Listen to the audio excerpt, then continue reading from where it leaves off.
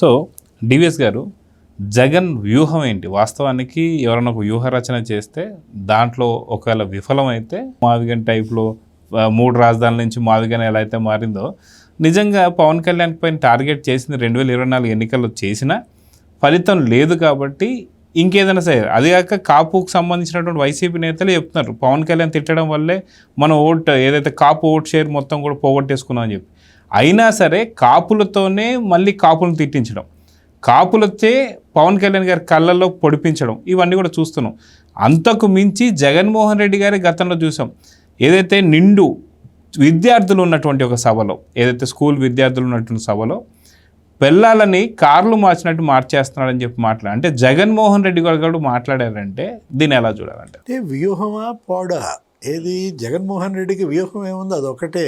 ఏది విషంగక్కు, విద్వేషాలు పెంచు, చిచ్చుబెట్టు, చలిగాచుకో. అవును.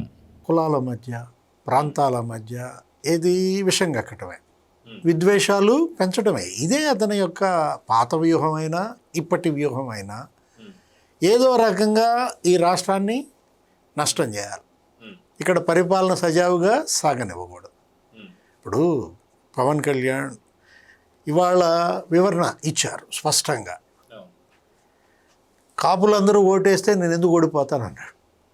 2 చోట్ల పోటీ చేసి 2 చోట్ల నేను ఓడిపోయానంటే అసలు మొత్తం కాపులు ఎక్కువగా ఉన్న చోటే నేను పోటీ చేశాను, నన్ను అసలు ఒక కులానికి ఎలా పరిమితం చేస్తారు?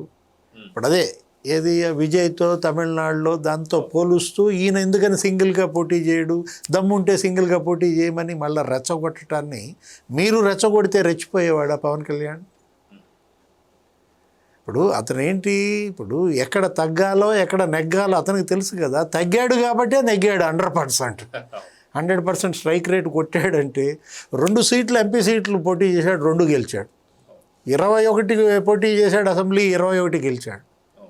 ఆ రోజు ఆయన్ని కూడా ఇట్లాగే రెచ్చగొట్టి సింగిల్గా వెళ్ళమని చెప్పి వెళ్తే అంటే 6% స్ట్రైక్ రేట్ అతనికి వచ్చిన సీట్లు.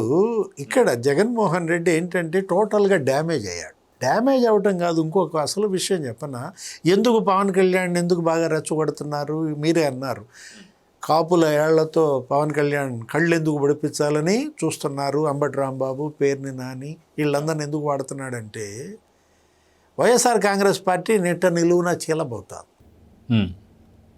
వైఎస్ఆర్ కాంగ్రెస్ పార్టీలో ఉన్న కాపు వర్గం బయటికి వెళ్ళిపోతారు. వాళ్ళకి భవిష్యత్తు లేదు. జగన్ని నమ్ముకుంటే కాపు నాయకులు ఇవాళ భవిష్యత్తు లేని పరిస్థితుల్లో వాళ్ళేంటి, బొత్స సత్యనారాయణ దగ్గర నుంచి కన్నబాబు దగ్గర నుంచి వంగా గీత, దాడిశెట్టి రాజా, వీళ్ళు కూడా అంబటి రాంబాబు, పేర్ని నాని, మొత్తం అందరూ కూడా ఇవాళ జగన్ని నమ్ముకుంటే ఇక గెలిచే ప్రసక్తే లేదు. మొన్న ఎన్నికల ఫలితాలు చూశారు కదా, ఏం జరిగింది? అసలు 8 జిల్లాల్లో 1 సీటు గెలవాల. ఈ వచ్చిన 11 సీట్లు, ఇప్పుడు సత్యమూర్తి గారు చెప్పిన 11 సీట్లు కేవలం 4-5 జిల్లాల్లో వచ్చాయి. విశాఖలో 2 గెలిచినట్టున్నారు, కడపలో 3 గెలిచినట్టున్నారు, చిత్తూరులో 2 గెలిచినట్టున్నారు, ప్రకాశంలో 1-2 గెలిచినట్టున్నారు. అంటే 5 జిల్లాల్లోనే ఇవాళ ఆచూకీ ఉంది. ఇవాళ కాదులే, ఎప్పుడు మొన్న ఎన్నిక జరిగినప్పుడు 2024లో 5 జిల్లాల్లోనే ఆచూకీ ఉన్న నేపథ్యంలో జగన్ని నమ్మితే ఇక భవిష్యత్తు లేదని కాపులందరూ కూడా జనసేనలోకి వెళ్ళాలని చూస్తున్నారు. ఏది ఇప్పుడు చెప్పుకున్నటువంటి జిల్లాల్లో అలాంటి పరిస్థితుల్లో ఉన్న కాపుల్ని నిలబెట్టుకోవటం కోసం ఇదే ఈ కాపు టైగర్ అంటారు ఒకడిని. ఎవడిని? అప్పుడు దాకా అసలు ఆయనకే తెలియదు నేను కాపు టైగర్ అన్న సంగతి. ఇప్పుడు భూమి పుట్టక ముందు ఎప్పుడో ఒకసారి గెలిచాడు రేపల్లెలో అంబటి రాంబాబు. అంటే ఇంకో 30 ఏళ్ళు అటు అంబటి రాంబాబుకి భవిష్యత్తు లేదు, జగన్కి భవిష్యత్తు లేదు, వైఎస్ఆర్ కాంగ్రెస్ పార్టీ ఇక లేదన్నమాట. ఇలాంటి పరిస్థితుల్లో రెచ్చగొడుతున్నారు. ఇదే ఈ విజయ్ని అడ్డం పెట్టుకుని స్పష్టంగా చెప్పాడు. ఏమని చెప్పాడు? ఏపీలో పరిస్థితులు వేరు, తమిళనాడులో పరిస్థితులు వేరు. పవన్ కళ్యాణ్ నిన్న ఇచ్చినటువంటి స్పీచ్ అది దిశానిర్దేశం. ఎవరు? జనసేన కార్యకర్తలకి, నాయకులకే కాదు, మొత్తం కాపు సమాజానికే కాదు, అన్ని పార్టీలకి, ఆంధ్రప్రదేశ్ ప్రజలకు అందరికీ ఉద్దేశించి ఆయన ఇచ్చాడు వివరణ.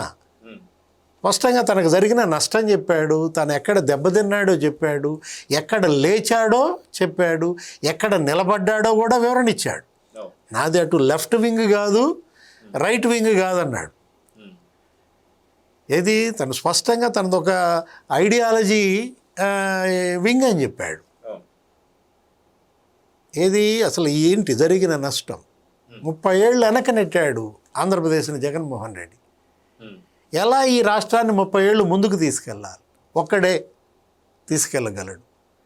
ఎవరు? చంద్రబాబు వల్లే అది అవుద్ది. ఆ రోజు ఆయన జైల్లో పెట్టారు. ఆయన జైల్లో పెడితే మొత్తం అసలు ఆయన చేసిన అభివృద్ధి అంతా జనంలో ప్రచారంలోకి వెళ్ళింది. అది కట్టాడు, ఇది కట్టాడు, అది తెచ్చాడు, ఇది తెచ్చాడు. శంషాబాద్ ఎయిర్పోర్ట్ దగ్గర నుంచి, ఔటర్ రింగ్ రోడ్డు దగ్గర నుంచి, ఐటీ డెవలప్మెంట్ దగ్గర నుంచి మొత్తం చంద్రబాబు చేసిన అభివృద్ధి అంతా ప్రజల్లోకి బలంగా వెళ్ళింది జగన్ అతను జైల్లో పెట్టడం వల్ల. 90 దేశాల్లో నిరసనలు మనం చూసాం సార్. ఆయన అసలు ములాఖత్కి వెళ్తుంటే, పలకరించడానికి వెళ్తుంటే రానివ్వలేదు పవన్ కళ్యాణ్ రాష్ట్రంలోకి. ఒక పార్టీ అధినేత, ఒక మెగా కుటుంబానికి చెందినవాడు, పవర్ స్టార్, లక్షల మంది అభిమానులు ఉన్నటువంటి వాడు, అతను నువ్వు రాష్ట్రంలోకి రానివ్వవా? అడ్డంగా పడుకున్నాడు. నువ్వు రానివ్వకపోతే ఆగుతాడా? చొచ్చుకొస్తాడు. ఏది ఎలా చొచ్చుకొచ్చాడో నీకు అక్కడే కనపడుతుంది. అసలు ఆ రోజు అసలు ఎయిర్పోర్ట్లో అండి సత్యమూర్తి గారు అతను అసలు బయటికి రానిలా.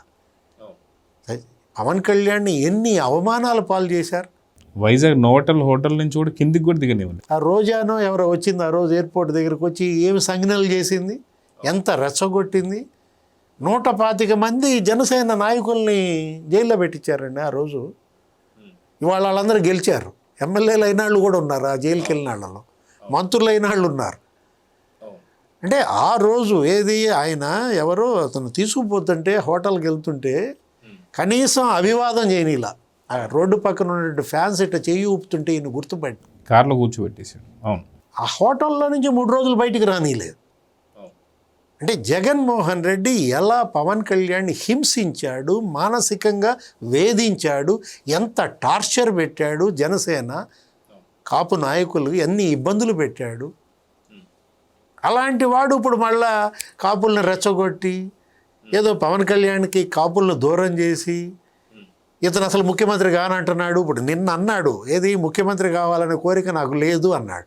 దాన్ని పెట్టుకుని మళ్ళీ వాళ్ళ సోషల్ మీడియాలో అవును రేపు అసలు మామూలుగా జరగట్లా. ఏంటి ముఖ్యమంత్రి కానాడికి నీకు పార్టీ ఎందుకు, నీకు కాపులు ఎందుకు ఓటేయాలి అని మళ్ళా రెచ్చగొడుతున్నారు, మళ్ళా చిచ్చు పెడుతున్నారు. ఒరే మొన్న చిచ్చు పెట్టారు, కాలిపోయారు, ఒంటి నిండా బొబ్బలే కదా. అరే ఇప్పుడు ఒంటి నిండా బొబ్బలు, మీరు ఆ బర్ణాలు రాసుకుని పడుకోకుండా ఇంకా వచ్చి మళ్ళా కాలిపోతామంటే. Please subscribe to Leo news for more videos.